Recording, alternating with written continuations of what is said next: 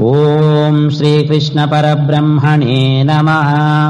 श्रीमद्भगवद्गीता अथ तृतीयोऽध्यायः कर्मयोगः। अर्जुन उवाच ध्यायसि चेत् कर्मणस्ते मता बुद्धिर्जनार्दन तत्किं कर्मणि घोरे मां नियोजयसि केशव। व्यामिश्रेणेव वाक्येन बुद्धिं मोहयसीव मे तदेकं वद निश्चित्य येन श्रेयोऽहमाप्नुयाम्। श्रीभगवानुवाच लोकेऽस्मिन् द्विविधा निष्ठा पुरा प्रोक्ता मया नघ।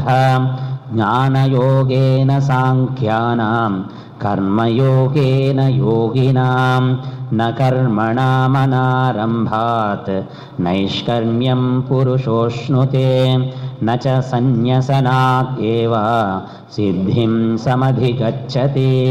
न हि कश्चित् क्षणमपि जातु तिष्ठत्य कर्मकृत् कार्यते ह्यवशः कर्म सर्वः प्रकृतिजैर्गुणैः। कर्मेन्द्रियाणि संयम्य यहास्ते मनसा स्मरन् इन्द्रियार्थान् विमूढात्मा मिथ्याचारः स उच्यते। यस्त्विन्द्रियाणि मनसा नियम्यारभतेऽर्जुन कर्मेन्द्रियैः कर्मयोगम् असक्तः स विशिष्यते। नियतं कुरु कर्मत्वं कर्मज्यायो ह्यकर्मणः शरीरयात्रा अपि च ते न प्रसिद्ध्येत्यकर्मणः। यज्ञार्थात् कर्मणोऽन्यत्र लोकोऽयं कर्मबन्धनः तदर्थं कर्म कौन्तेय मुक्तसङ्गः समाचर। सह यज्ञाः प्रजा सृष्ट्वा पुरोवाच प्रजापतिः अनेन प्रसविष्यध्वं येषोऽस्त्वष्टकामधुक्। देवान् भावयतानेन ते देवा भावयन्तु वः परस्परं भावयन्तः श्रेयः परमवाप्स्यथ। इष्टान् भोगान् हि वो देवाः दास्यन्ते यज्ञभाविताः तैतत्तानप्रदायैभ्यः यो भुङ्क्तेस्तेन एव सः।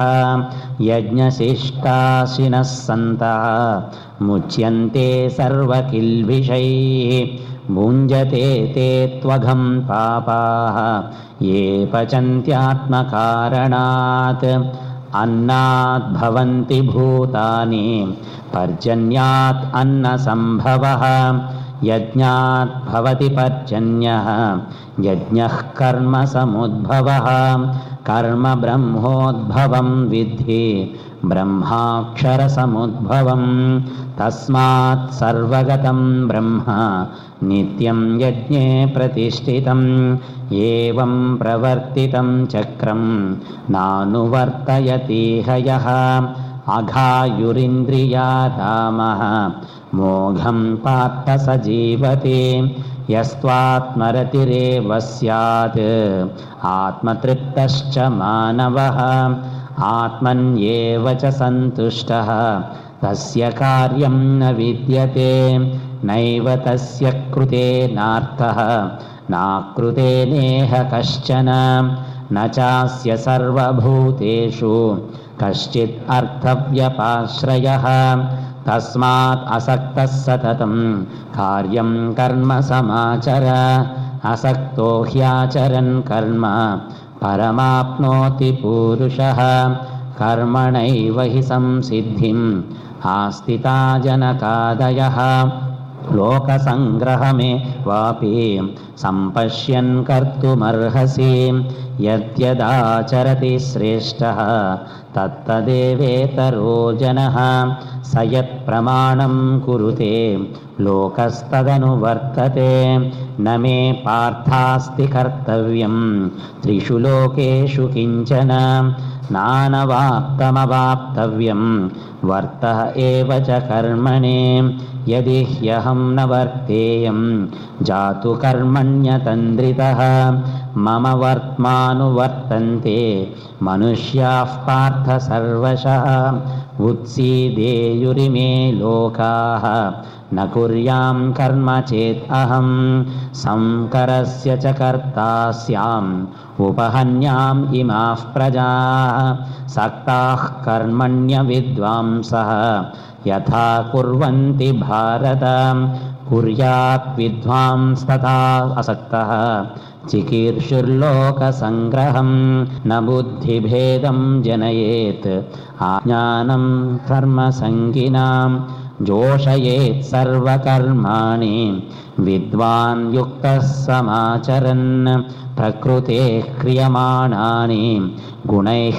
कर्माणि सर्वशः अहङ्कारविमूढात्मा कर्ताहमिति मन्यते तत्त्ववित्तु महाबाहो गुणकर्मविभागयोः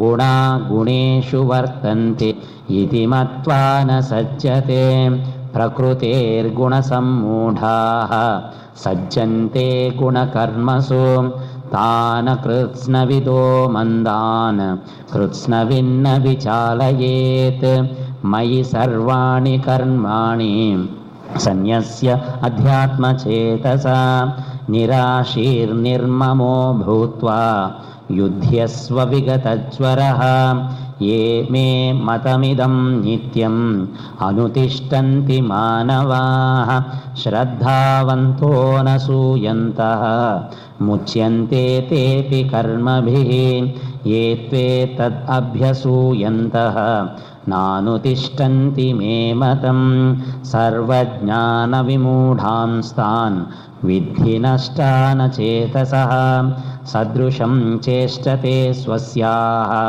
प्रकृतेर्ज्ञानवानपि प्रकृतिं यान्ति भूतानि निग्रहः किं करिष्यति इन्द्रियस्येन्द्रियस्यार्थे रागद्वेषौ व्यवस्थितौ तयोर्न वशमागच्छेत् तौ ह्यस्य परिपन्थिनौ श्रेयान् स्वधर्मो विगुणः परधर्मात् स्वनुष्ठितात् स्वधर्मे निधनं श्रेयः परधर्मो भयावहः अर्जुन उवाच अथ केन प्रयुक्तोऽयं पापं चरति पूरुषः अनिच्छन्नपि वार्ष्णेय बलात् इव नियोजितः श्रीभगवानुवाच काम एषः क्रोध एषः रजोगुणसमुद्भवः महाशनो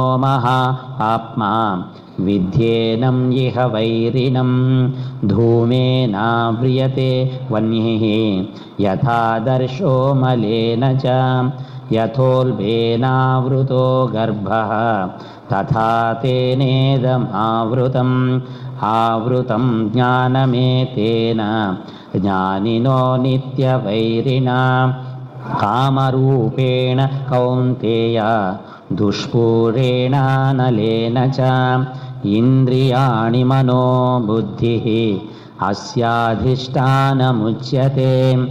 एतैर्विमोहयत्येषः ज्ञानमावृत्य देहिनं तस्मात् त्वमिन्द्रियाण्यादौ नियम्य भरतर्षभ आत्मानं प्रजहिह्येनं ज्ञानविज्ञाननाशनम् इन्द्रियाणि पराण्याहुः इन्द्रियेभ्यः परं मनः मनसस्तु परा बुद्धिः यो बुद्धेः परतस्तु सः एवं बुद्धेः परं बुद्ध्वा संस्तभ्यात्मानमात्मना जहि शत्रुं महाबाहो कामरूपं दुरासदम् ॐ तत्सत् इति श्रीमद्भगवद्गीतासु उपनिषत्सु ब्रह्मविद्यायां योगशास्त्रे श्रीकृष्णार्जुनसंवादे कर्मयोगो नाम